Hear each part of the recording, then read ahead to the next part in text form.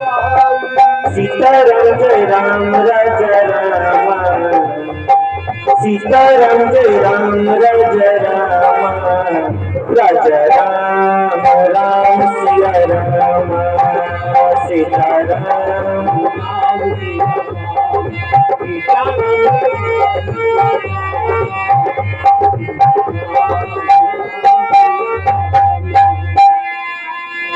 विश्वामित्र जी जनक जी के नगर में पहुंचे। एक जगह पर बगीचा लगा हुआ था। विश्वामित्र जी ने बगीचे को देखा तो कहा कि साधु के लिए गांव उचित नहीं है, गांव के बाहर ही साधु रहे तो ज्यादा बढ़िया है। क्यों?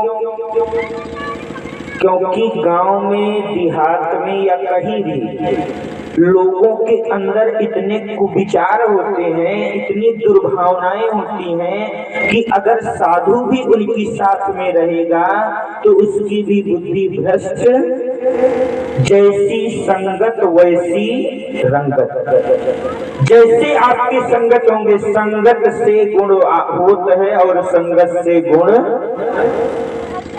इसलिए विश्वामित्र जी ने सोचा कि मैं जनक जी के नगर में जाऊंगा तो मैं साधु हूँ, साधु के लिए किसी का गांव उचित, नगर के बाहर ही। राम जी ने कहा कि बहुत सुंदर गुरुदेव, जहाँ पर साधु रहे वहां पर बच्चे भी रहे। क्यों? बच्चे इसलिए रहे क्योंकि बच्चों को भी ज्यादा दिमाग नहीं लगाना चाहिए, सिर्फ अपने पढ़ाई पर और एक लक्ष्य पर ध्यान देना चाहिए। विद्यार्थियों को क्या कि अपने लक्ष्य पर ध्यान होना चाहिए कि हमें क्या करना है। राम जी ने भी कहा कि गुरुदेव, हम लोगों के लिए औराई बगीचा परम सुंदर और उचित है। ये समाचार किसको मिला? विश्वामित्र महामुनि आए, समाचार मिथिलापति पाए। विश्वामित्र महामुनि आए, समाचार विश्वामित्र महामुनि आए, समाचार मिथिलापति पाए। विश्वामित्र महामुनि आए, समाचार मिथिलापति पाए। सीताराम जय राम राजा राम, सीताराम जय राम राजा राम, राजा राम राम सिया राम, सीताराम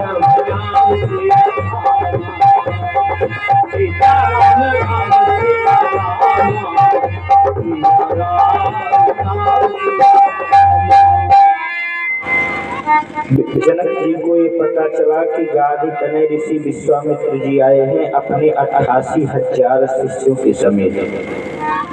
विश्वामित्र जी के स्वागत के लिए जनक जी ने संग सचिव सुचि भूरि भट, भूसुर बर गुरु ज्ञाति, अनेक विप्र ब्राह्मण साधु संतों को अपने साथ भी लिया और विश्वामित्र जी के स्वागत के लिए औराई बगीचे में जाकर के कीन्ह प्रणाम चरण धरि माथा, अपने मस्तक को साधु के चरणों में रख दिया, झुका दिया है। महाराज, मैं आपकी शरण में हूँ, जो आप करना चाहें। साधु से बड़ा ज्ञानी कोई नहीं होता है। जो अपने जीवन को साध लिया है, जो अपने लक्ष्य को पूर्ण कर लिया है, वही साधु है।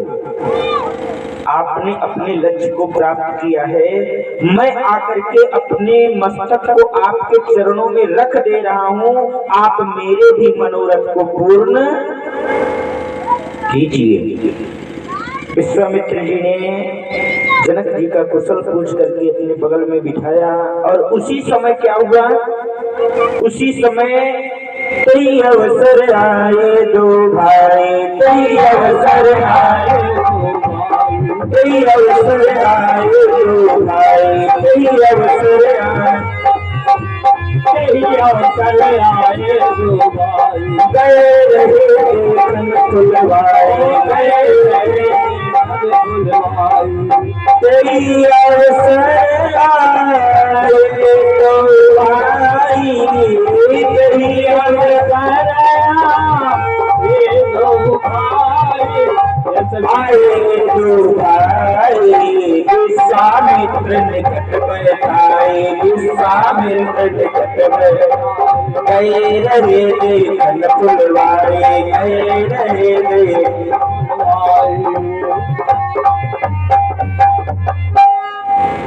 यही अवसर आए दो भाई और गए रहे देखन फुल। राम जी लक्ष्मण जी कहीं घूमने के लिए टहलने के लिए बगीचे में गए थे। उसी समय राम जी लक्ष्मण जी जब आए तो जनक जी के साथ जो हजारों हजारों वर्ष के वृद्ध लोग थे, जिनका दाढ़ी बाल सब पक गया था, एकदम बुढ़े हो गए थे, जनक जी से भी जो बुजुर्ग थे, उन लोगों ने भी जब राम जी का दर्शन किया तो सब लोग उठ करके खड़े हो गए और विश्वामित्र जी ने राम और लक्ष्मण को, दोनों भाइयों को अपने बगल में बिठा लिया। अब जनक जी अपने मन में सोच रहे हैं कि इतने सुंदर बालक एक साधु के साथ इतने सुंदर बालक, ये दोनों बालक कहाँ के हैं? जनक जी ने अपने हाथ को जोड़ा, हाथ को जोड़ करके विश्वामित्र जी के चरणों में निवेदन किया। क्या कहा? राम सिया राम, राम राज रामा, राम राज राम, जय जय सिया राम, राम राज राम, जय जय सिया राम, कहु नाथ सुंदर कोई बालक, मुनिकुल तिलक किन्नत कुल कालक, मुनिकुल तिलक कुल कालक, कहु नाथ सुंदर कोई बालक, मुनिकुल तिलक किन्नत कुल कालक, मुनिकुल तिलक। जय सिया राम, राम राज राम, राम राज राम, जय जय सिया राम, राम राज राम, जय सिया राम, जय सिया राम, जय जय सिया राम, जय सिया राम, जय सिया राम, जय सिया राम, जय जय सिया। बोलो राजा रामचंद्र की। कहिए विश्वामित्र जी, ये दोनों बालक कौन हैं? एक ऐसा प्रतीत होता है कि ये किसी राजा के बालक हैं या ये किसी मुनि के तिलक हैं। कौन है? मुनि कुल तिलक की निरत कुल बालक, राजा के बालक हैं या किसी मुनि के तिलक हैं? कौन है? क्यों आप ऐसा क्यों पूछ रहे हैं? हम इसलिए ऐसा पूछ रहे हैं, जनक जी ने कहा कि सहज विराग रूप मन मोरा, लेकिन थकित हो जिम चंद चकोरा। मेरा मन सहज ही में वैराग्य को धारण करने वाला है। मेरा मन वैरागी है, किसी के ऊपर आकर्षित नहीं होता है, किसी को देख करके प्रसन्न नहीं होता है, हमेशा परमात्मा का ही दर्शन करता है। लेकिन आज वो मेरा मन भी जब इन दोनों बालकों का दर्शन किया तो मेरा मन जैसे चकोर पक्षी चंद्रमा को देखता रहता है, ठीक उसी तरह से मेरे नेत्र राम जी और लक्ष्मण जी को देख करके कभी तृप्त नहीं हो रहे हैं, आनंदित नहीं हो रहे हैं। ऐसा प्रतीत हो रहा है कि कितने देर तक मैं इनको देखता ही रहूं। लोग मुझे बैरागी कहते हैं, मैं ब्रह्म की उपासना करता हूँ, मैं निर्गुण को मानता हूँ, सगुण को नहीं मानता।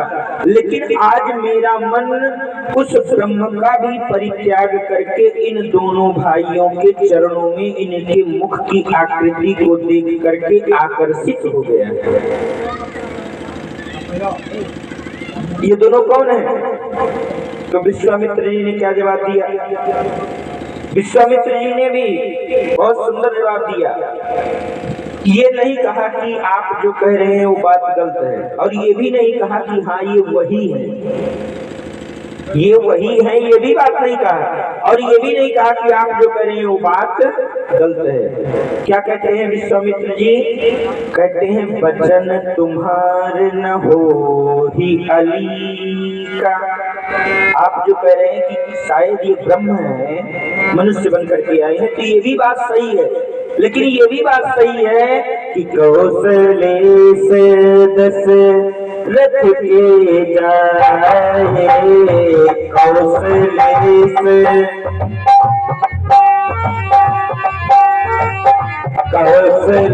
से दशरथ के जाए, कौशले से मम हित लागे नरेश तकाए, मम हित लागे नरेश तकाए, मम हित।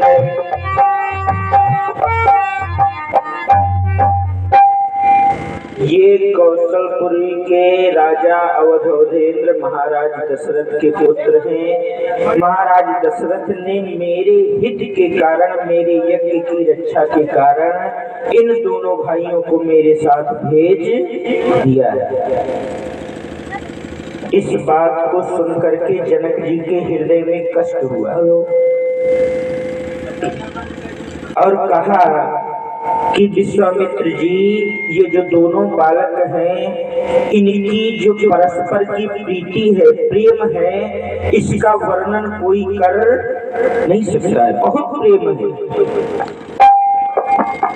मैं ऐसा कहना चाहता हूँ कि आप लोग जो इस बगीचे में रह रहे हैं, ये बगीचा आपके लायक नहीं है।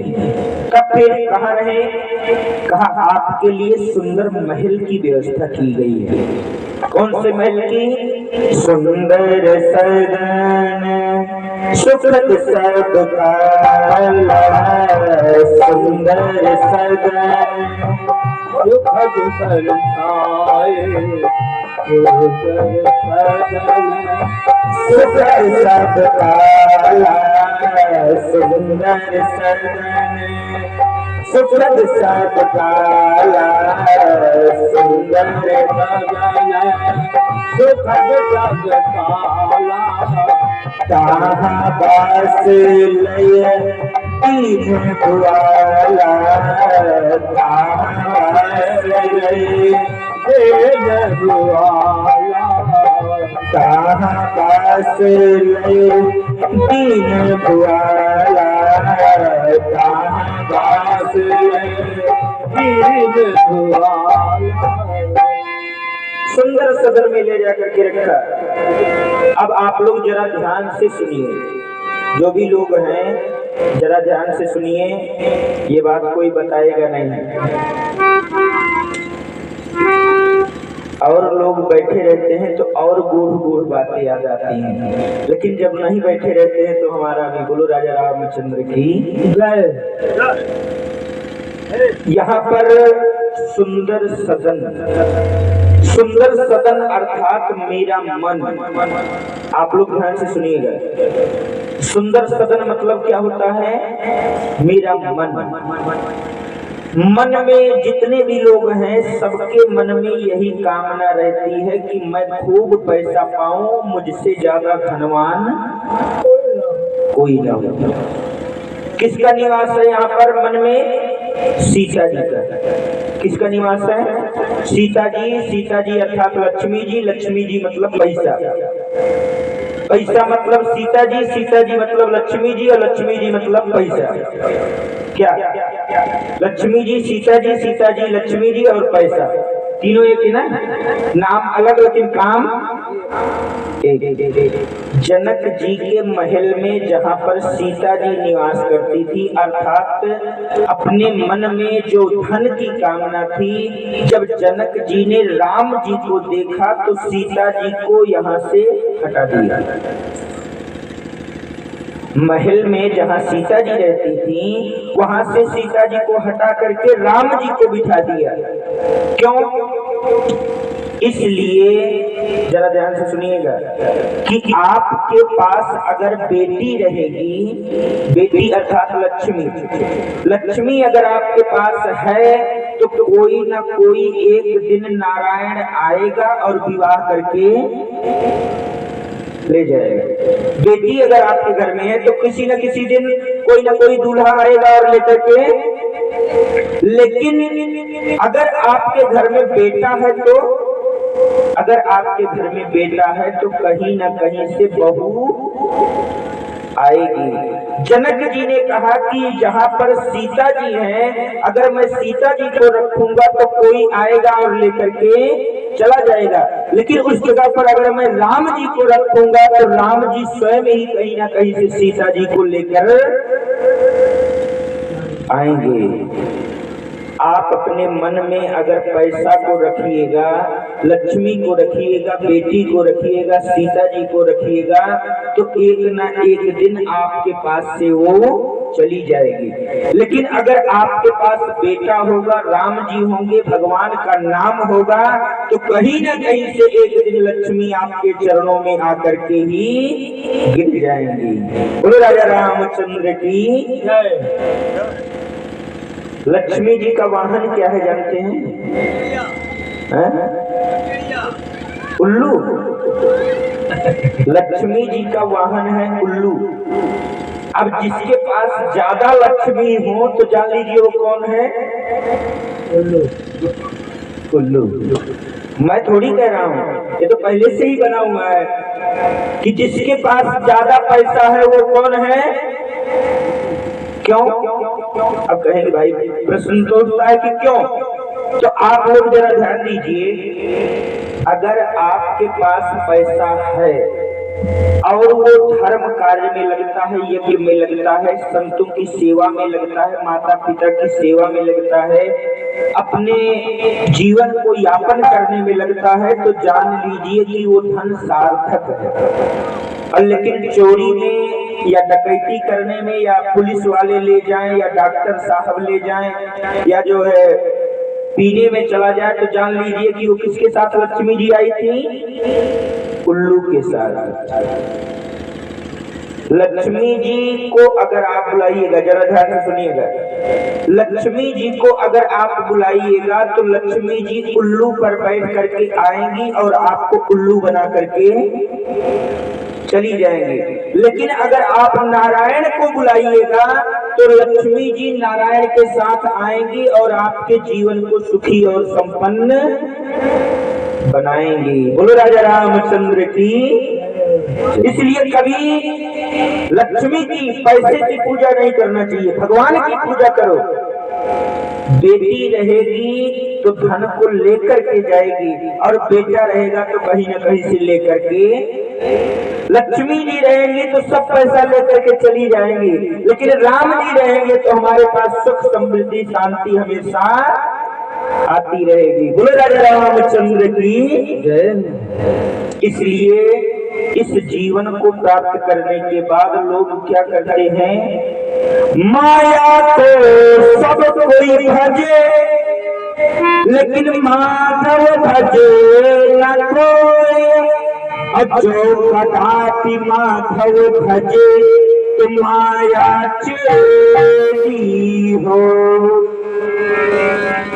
लोग पैसे का भजन करते हैं और पैसा बेवकूफ बना करके चला जाता है। माया को सब कोई भजे, पैसा कहाँ से आएगा, पैसा कहाँ से आएगा, लेकिन वो एक दिन बेवकूफ बना करके चला जाता है। और अगर उसी जगह पर भगवान का भजन कर लिया जाए तो पैसा आएगा और लेकिन कभी जाएगा नहीं।